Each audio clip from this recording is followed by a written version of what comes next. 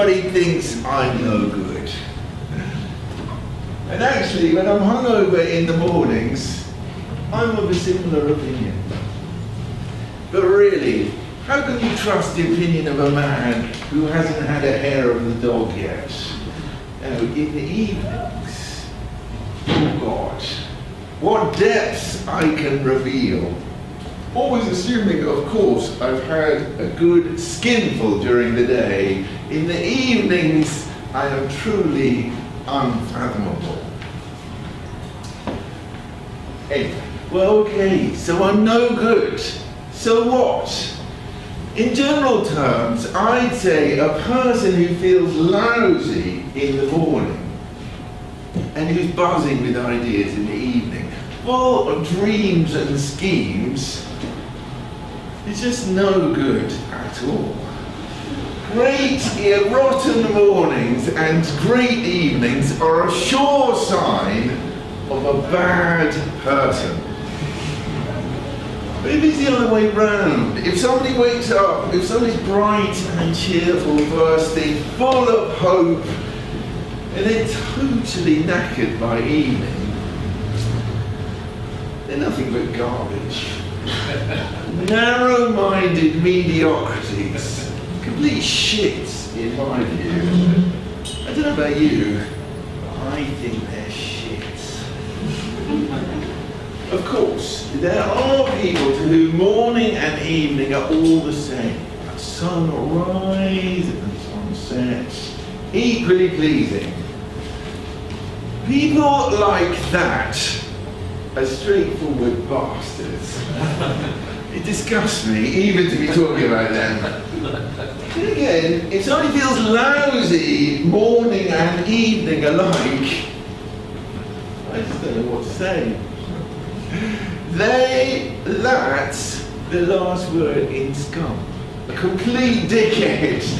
For goodness sake, your licenses are open until 9. The Yellow Safe is open till 11, for God's sake. So if you're not a complete scumbag, you can always manage lift off to somewhere by evening.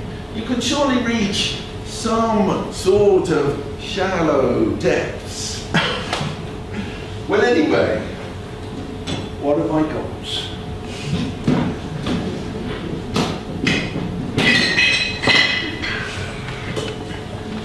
I took everything out of my little suitcase and gave it the once over, from the sandwiches to the fortified rosé at a ruble 37. I ran my fingers over it.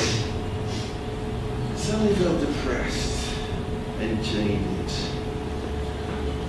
O Lord our Father, you see before you everything I possess. But is this what I need? Is this what my soul hungers for? No, this is what people have given me instead. And then if they've given me what my soul hungers for, would I really needed this? You see, Lord, have a look. Fortified rosé at a ruble 37. And the Lord, wreathed in blue lightning, answered, so what did Saint Teresa need with her stigmata then? They weren't what she needed, they were what she desired. That's right! I cried out in ecstasy, that's the same as me! This is what I desired, but it is in no way what I need. Okay, I said to myself, if this is what you desire, go ahead and drink it. But I hung on for a bit.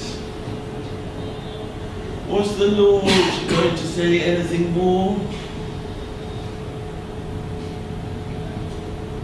The Lord was silent. Fair enough then. I took a quarter litre and went out to the end of the corridor. Fine. My spirit's been languishing in jail for the past 4.5 hours.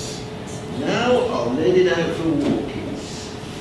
I've got my glass, I've got my sandwich, so as not to feel sick, and this is my soul, just barely opening up to the impressions of its existence.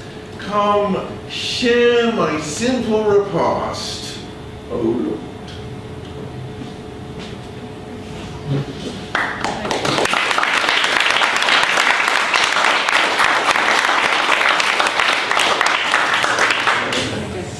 Benedict Yerofeev was born on the 24th of October 1938 in the Kola Peninsula in the Arctic Circle, not very far from Lapland. He was the youngest of 5. From an early age, he was a strong character. His sister remembers being called to school when he refused to wear his pioneer uniform. "Nie хочу," I don't want to, was what he would say. His childhood was marked by hardship and tragic alienation, though in many ways it was not at all an unusual childhood for the time. Trains played a part in his life from the beginning. His father was a station master, a charismatic fellow apparently, and a drinker. In 1946, just after the war, at a time of great hardship for the whole country, but particularly in the far north, Yerofeev's father was arrested for spreading anti-Soviet propaganda under Article 58 and sent to the Gulag, where he remained till 1954. This disaster was compounded by the fact that the KGB also confiscated the family's savings, 100 rubles in all, and his mother's ration card. Yerofeev's mother found herself in the impossible position of being an extra mouth to feed in the family. Her children still had their ration cards of 400 grams of bread a day. Rather than taking the food from her children's mouths, she sent little Venya, aged 8, and his brother to a children's home near Murmansk. Later, Yerofeev would say all he remembered of the children's home was mortification of the flesh and a cult of physical fitness. In 1954, after Stalin's death, his father was released and returned home ill and exhausted. The family were reunited. The boys were taken out of the children's home. The following year, however, Venya left for Moscow, where his early academic brilliance had won him a place at the Philological Faculty of Moscow University. It was the golden ticket for a boy from the provinces. The train south to Moscow must have been another odyssey for Venya Yerofeev.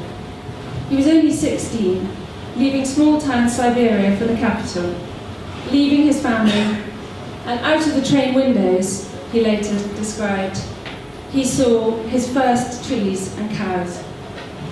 He began his studies at the brand new, prestigious Stalin buildings on the Sparrow Hills. In Pavel Pawlikowski's documentary, however, made in 1990, when Yerofeev had already suffered from throat cancer and could only speak with the help of an electrolarynx, he remembers that triumphant moment rather differently.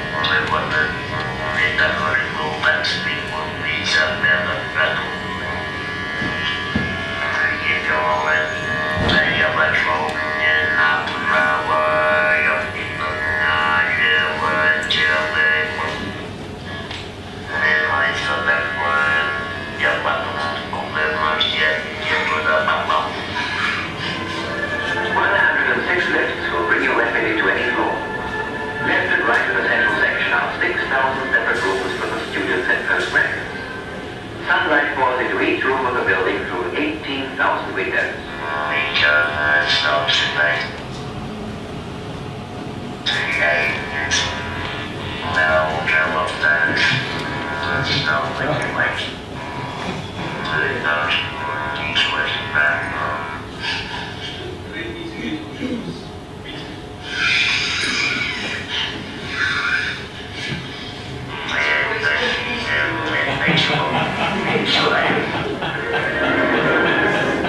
Everybody's squeezing into a waltz.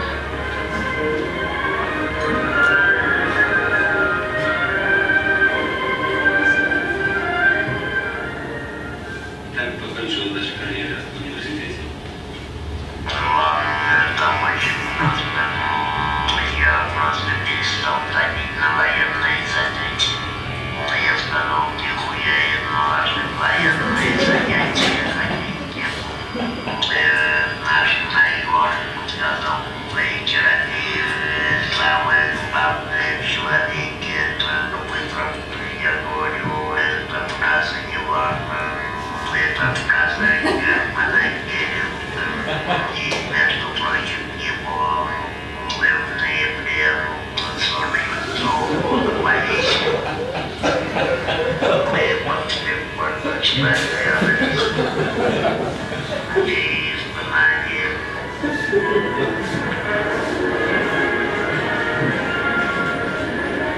How wonderful it is to be young, and to know that all doors are wide open before you.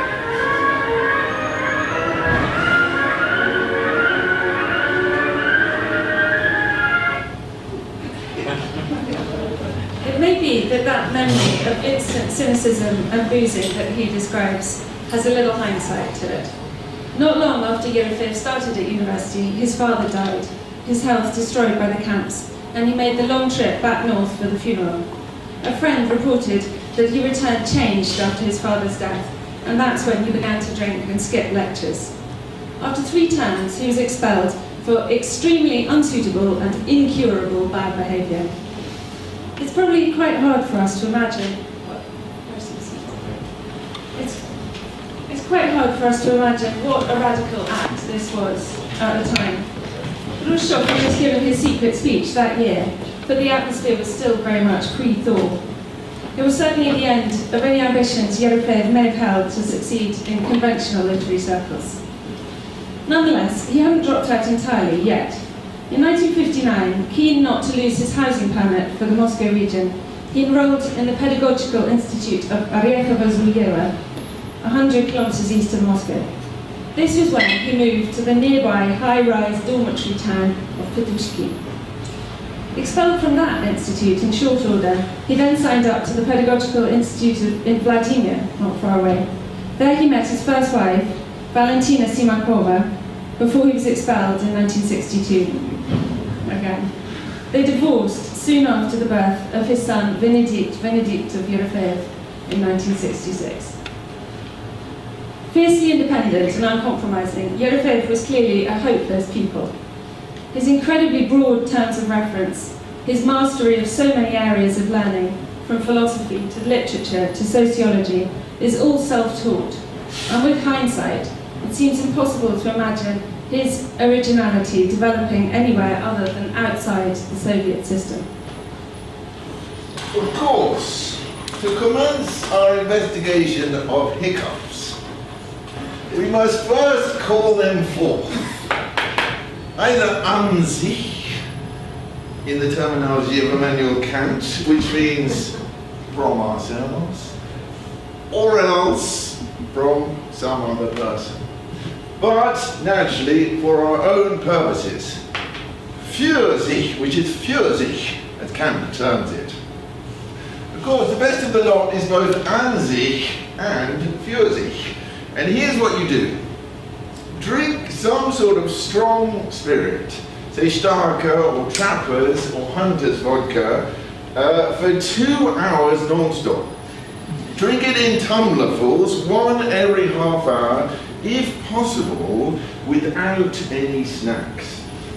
If you find that difficult, you can allow yourself a bite to eat, but something really unpretentious. Bread that's seen better days, sprats, spiced or plain, or sprats in tomato sauce. Then break off for an hour. Don't eat or drink anything.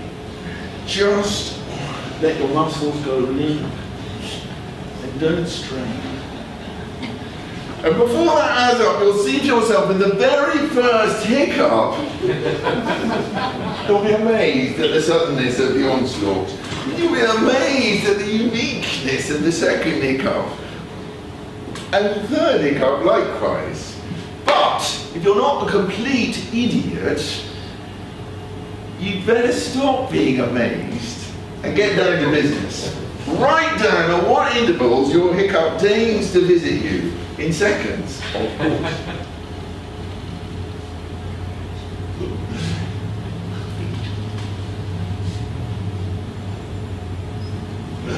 "13,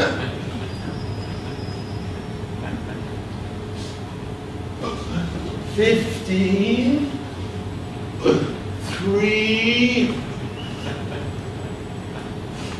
8. Naturally, you'll try to establish some sort of periodicity here, even very roughly. Idiot or not, you'll have a stab at working out some ridiculous formula or other to predict the length of the next interval.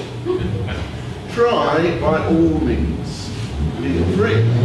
But life will topple all your half-assed constructions.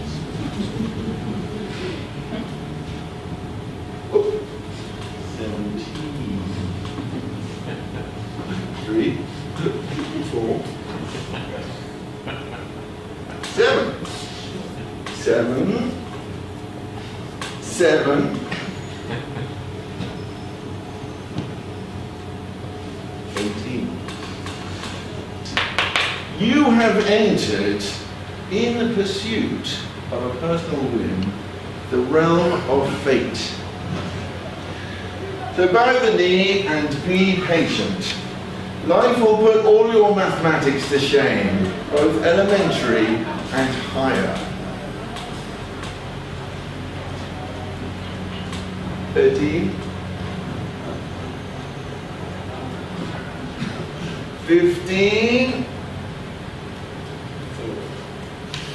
Now, isn't this the way in which rise and fall, ecstasy and agony alternate in each individual life without the merest hint of regularity? Isn't this how catastrophes line up for the human race in random order?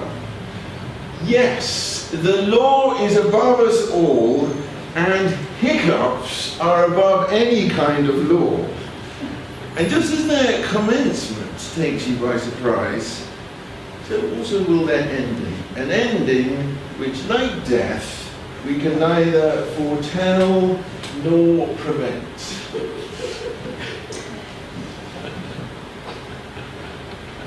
This is 22.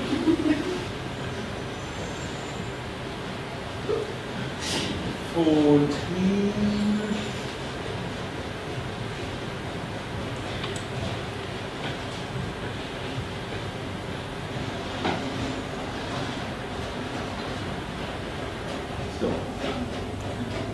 'And silence. And in that silence, your heart will say to you, they are unfathomable, and we are powerless. We are bereft of free will, at the disposal of a fate which is nameless, and for which there is no salvation. We are trembling wretches, and they are omnipotent. They are the right hand of God, which is poised above us all, and before which only cretins and scoundrels will not bow their heads. He is inscrutable, and in consequence, he is. Therefore be perfect, as your Father in heaven is.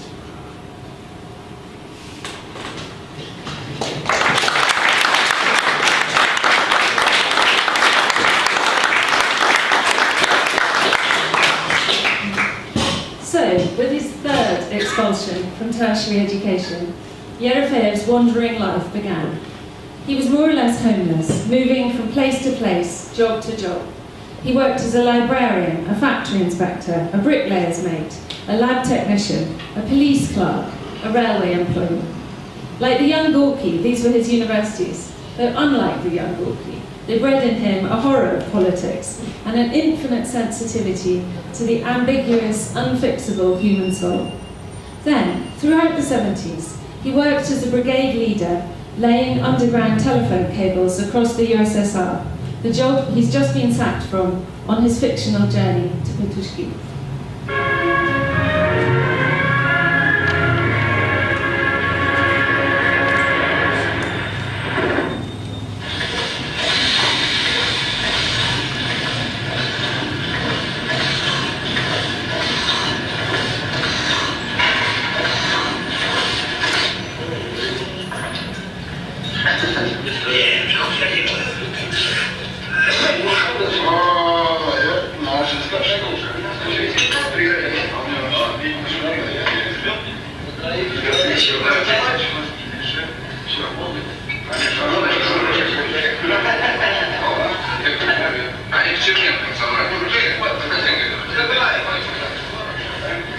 Я думаю, что он не искал этого общества вина.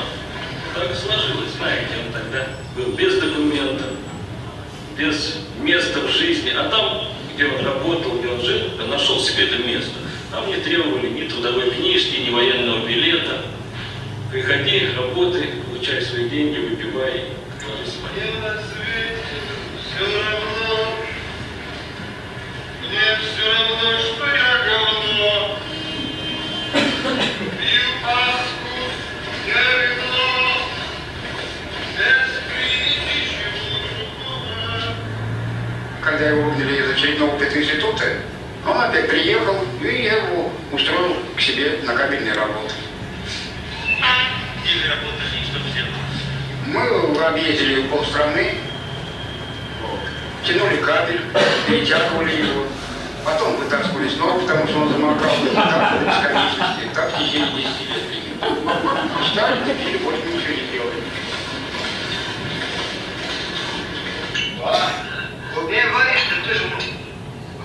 Free of shame and needless care, we lived a purely spiritual life. I broadened that outward to the best of my ability, and they'd love to have it broadened. When they found out what Pushkin had died of, I gave them the Nightingale Garden block's epic poem to read. They're central to the work. That is, of course, if you ignore all the fragrant shoulders, dim mists and pink lovers and flimsy raiment. There at the heart of the poem is a lyrical figure thrown out of work for drunkenness, whoring and absenteeism. I said to them, this is a very modern work. You will derive great benefit from reading it. They read it, but only enough the poem had an adverse effect on them. All the eau de cologne water freshness disappeared from the shops. God knows why, but poker was forgotten, vermouth was forgotten, cognac at the Sheremetyevo International Airport was forgotten, and freshness was victorious. Everyone drank freshness and nothing else. And that was when it hit me. I had been a completely useless idiot. Had I looked into the souls of these parasites? Had I probed their murky depths? Did I know the dialectic of the hearts of those dimwits? And had I known it, I would have understood the common factor between the Nightingale Garden and freshness.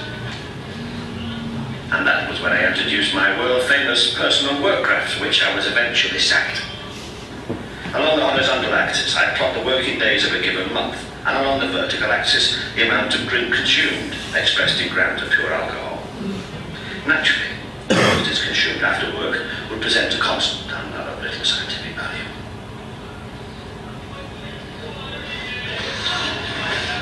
At the end of the month, my workers would come to me and report, on such and such a day I drank this much, and on such and such a day I drank that much. Here, for example, is the personal graph of Viktor Totoshkin, a Komsomol member. And this one belongs to Alexei Blindyaev, a party member since 36. And this one belongs to yours truly, ex-foreman of the rigors of the Planning and Transport Administration, author of the epic Moscow Petushki. The first shows the Himalayas, the Baku oil fields, and the top of the Kremlin wall.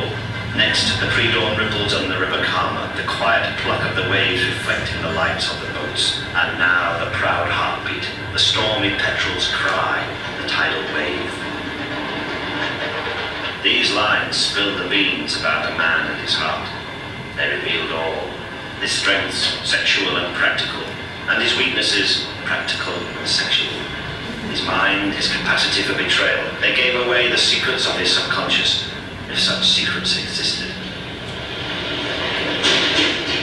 Он писал на станции железнодорожной в вагончике. Когда все уехали в отпуск, он там остался сторожить и сидел, писал. Я к нему, когда приехал, услышал только смех, и захожу, смотрю, сидит Ерофеев и пишет. И смеется, да. Я ему сказал, ну хватит хохотать, Ерофеевич, уже пора и серьезным делом заниматься. А у тебя что, Владимирович, он меня спрашивает, у меня идея есть. Какая идея? Я говорю, надо будет.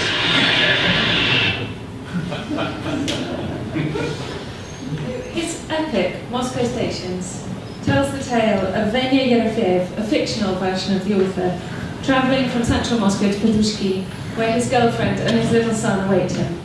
It's only a few hours' ride on the local train, yet as more and more alcohol sluices through the narrative, Venya's journey dissolves into the realm of myth.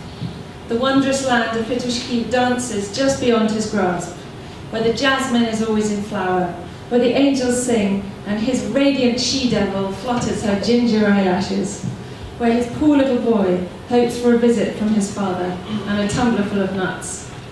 It's a Soviet odyssey, complete with mythical beasts, the other passengers on the train, as well as angels, Satan, the Sphinx, and Mithridates. It's also a Via Dolorosa, hence the English translation of the title, Moscow Stations. In a spiritual subtext, Venya's alcoholic suffering is compared to Christ's. At another point in this documentary, however, Moscow Stations is described quite seriously by one of Yerofeev's drinking buddies as the best description of Soviet reality. I'm always struck by the contrast between the Western idea of Brezhnev's Russia, which is grey, colourless, drab, and the insane, hallucinogenic high colour of Yerofeev's Russia, peopled by sphinxes and angels, which is hailed by those who lived it as the truest depiction of the internal reality of those years. Yerofeev's famous cocktails probably became even more widespread in the late 80s and early 90s, the time of this exhibition, thanks to Gorbachev's anti-alcohol drive. But even now, when you would imagine they were simply retro curiosities, they or similar drinks are still a part of many Russians' lives. Only recently, the Russian parliament voted to impose duty on medicinal and cosmetic products that contain alcohol, quoting statistics that show that 20% of Russia's consumption of alcohol is this untaxed black market stuff. And recently, vending machines selling Hawthorne lotion were set up in various locations for 24-hour-a-day sales.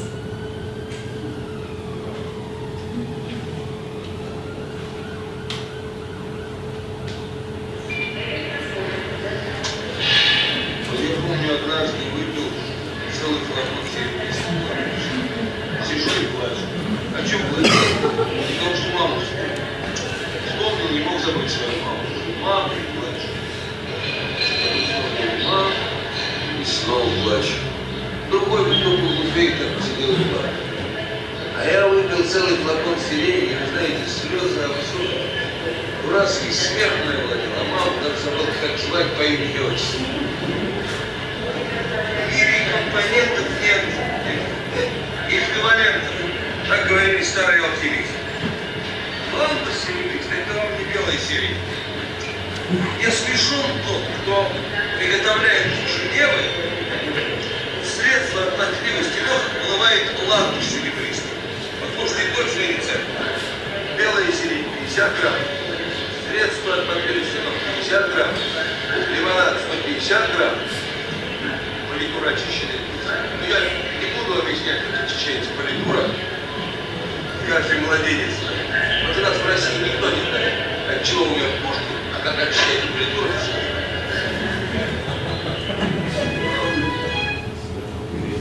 It's easy to see why Bakhtin, the literary critic Bakhtin, was so taken with Yerofeev. He claimed Moskva Petushki as a classic example of carnival. All the elements are there, the grotesque, the pungent coating of vomit, spit and shit, the swearing and the riotous humour. And yet, though all that is obviously present and a part of the text, I find Mikhail Epstein more convincing on Yerofeev. He sees Moscow Petrushki as something beyond carnival and far beyond satire. This form he calls trans-satire or counter-satire. By the time Yerofeev was writing, the moment for mere irony was long past. Too much had happened, too much life had been lived since the revolution for satire. Yerofeev and most of his countrymen with him were not in the mood for carnival. Yerofeev himself has an image for this. He says, I find an analogy for this in the world of the sublime. Let's say a quiet chap drinks a full bottle of vodka and becomes rowdy and happy.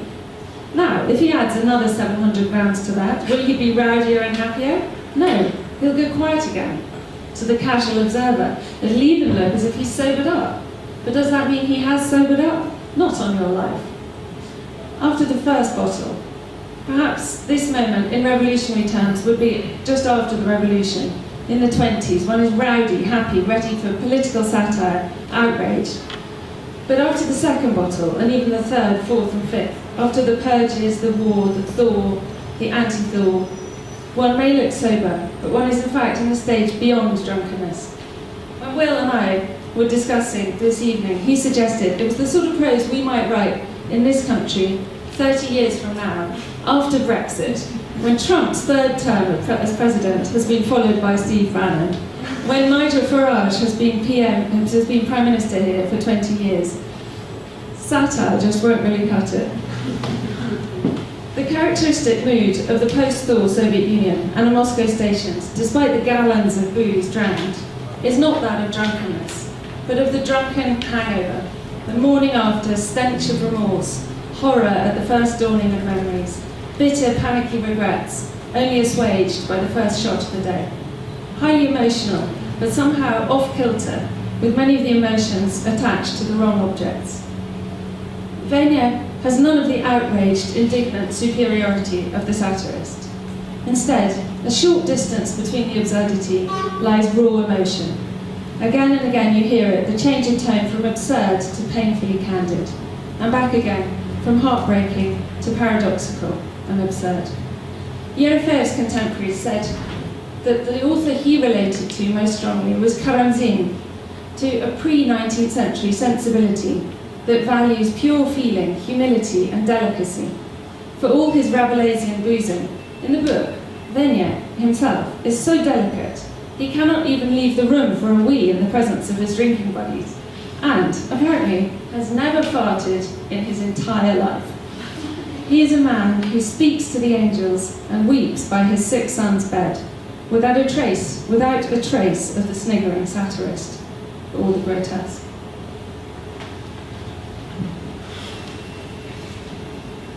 Why are people so rude?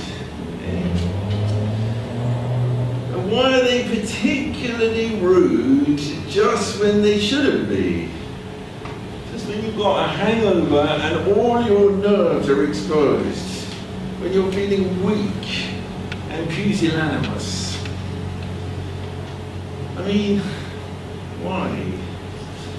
I tell you, if the whole world and everybody in it was as weak and frightened as I am now, and as unsure of everything, unsure of themselves, their place in the scheme of things, it'd be a far better place.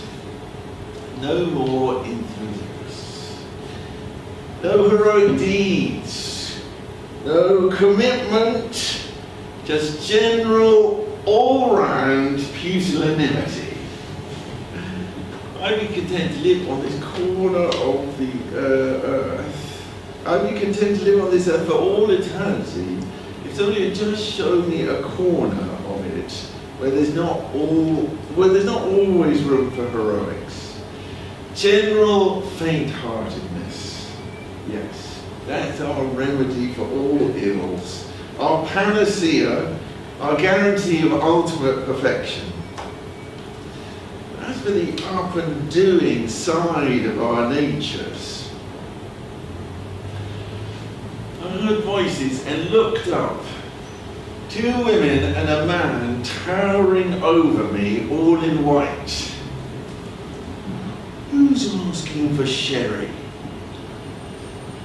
There must have been a great deal of ugliness and confusion in my eyes. I knew that from them, from their eyes, since that ugliness and confusion was reflected there. I felt completely crushed and lost all heart. I wasn't really asking, honestly. I mean, I don't mind if there's no sherry. I'll wait. It's just that what do you mean, just? What do you mean, you'll wait? It's nothing really. It's just that I'm going to Petushki to see my best girl. Ha, his best girl, he says. Look, I brought some presents. And those butchers waited to see what I would say next. I'm from Siberia, you see. I'm an orphan. I just wanted a drop of sherry so as not to be sick. Well, that was a mistake. The sherry again, that set them off. They grabbed me by the collar, all 3 of them, and frog marched me right across the room. Oh, the shame, right across the room, and flung me out into the street. And my little suitcase with the presents, they flung that out after me. Out again, out into the howling wilderness, the grinning jaws of life. Well, what happened next?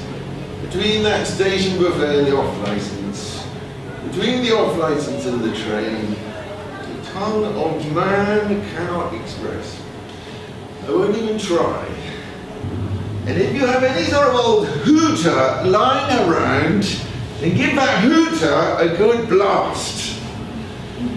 So, I stop too, and stand in the middle of cursed Station Square like a statue, bleary-eyed, staring at the railway clock for precisely 1 minute. My hair is blowing in the breeze, standing up on end, billowing out again. Taxis flow round me on all 4 sides, people as well, giving me funny looks.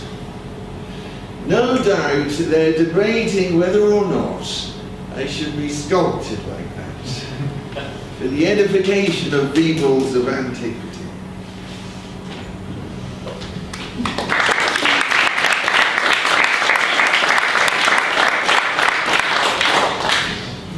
It's a very satisfactory bit of life being led by the nose by art, that there is now a statue of Yerofeev on that spot, edifying the peoples of antiquity as we speak.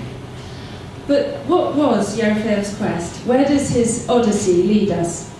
Moscow Stations was finally published in Russia by some literal-minded bureaucrat, or possibly some inspired, ironic genius, at the journal Sobriety and Culture, as part of Gorbachev's anti-alcohol campaign in 1989. Yet, as Venya makes clear, the alcohol itself is not really the point. He's searching instead for that which is inexpressible, for the unfathomable, one of his favourite words. For Venya, and here, I think, is one of the many straight autobiographical remarks in the novel, there are only 2 mutually exclusive paths through life. The worldly one of success and compromise, for which you've got to be a heathenish, thick-skinned bastard, a pervert, forged out of pure steel from head to foot, or the path of a sensitive preacher and a poet. Like so many talented people at the time, internal exile was Yerofeev's only real choice. But one of the reasons Yerofeev was so adored in Russia was the way that he internalized this struggle. He lived the struggle even more intensely, perhaps, than any. His was a kind of Manichaean dualism for the 20th century, a world in a constant state of war between dark and light, heavenly and hellish. The material world is the work of the devil, but the soul is a prism of divine light, painfully imprisoned within the coarse material body. The Desert Fathers in the first centuries AD practiced mortification of the flesh through hunger, thirst, and exposure to the elements. Yerofeev in Soviet Russia uses alcohol to set the spirit free and to communicate with God. The tragedy of Yerofeev's elemental struggle is that in one sense, far from setting him free, the battlefield between good and evil has shrunk to the area of his own body. Self-destruction, self-loathing, on these terms, is the work of God. I'll die without accepting this world, says Venya. It is perhaps the epitaph of the alcoholic. I'll die without accepting this world or myself as part of it. And the gentle, humorous, and uncompromising Yerofeev seems to have done just that, dying at the age of just 51 of cancer of the throat. It was a horrible, painful death that is weirdly foreshadowed in Moscow stations when Venya is brutally murdered by a carpenter's awl through the throat.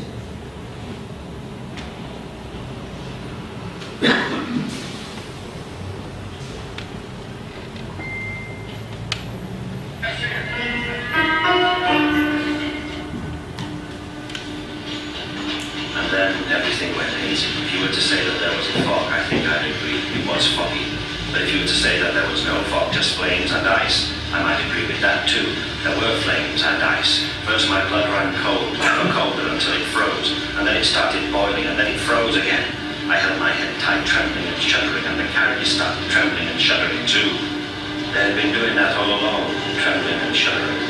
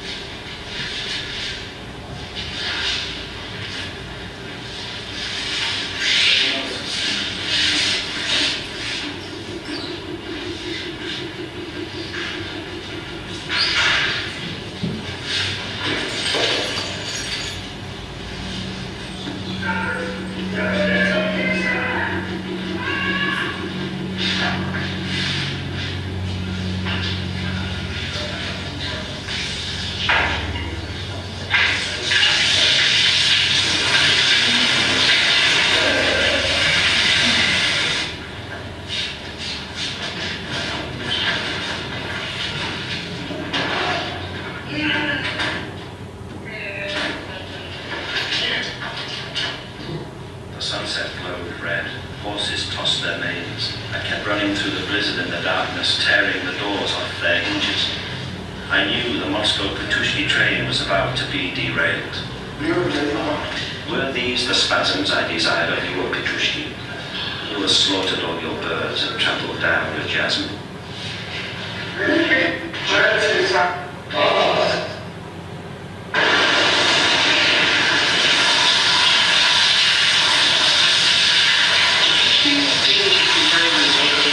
И алкогольных психозов, которые мы повсеместно наблюдаем в наших пациентах.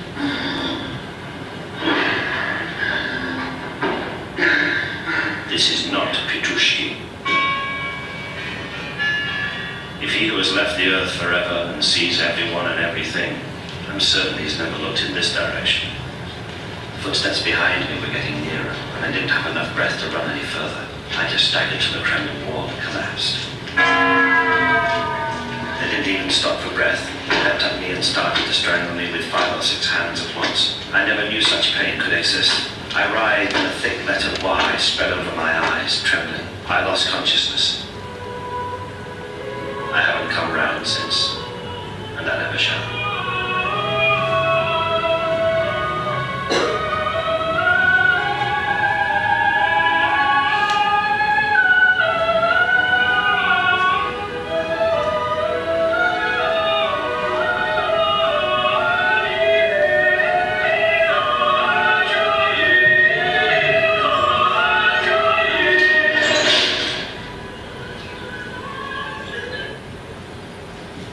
Since then, I've never regained consciousness, and I never shall.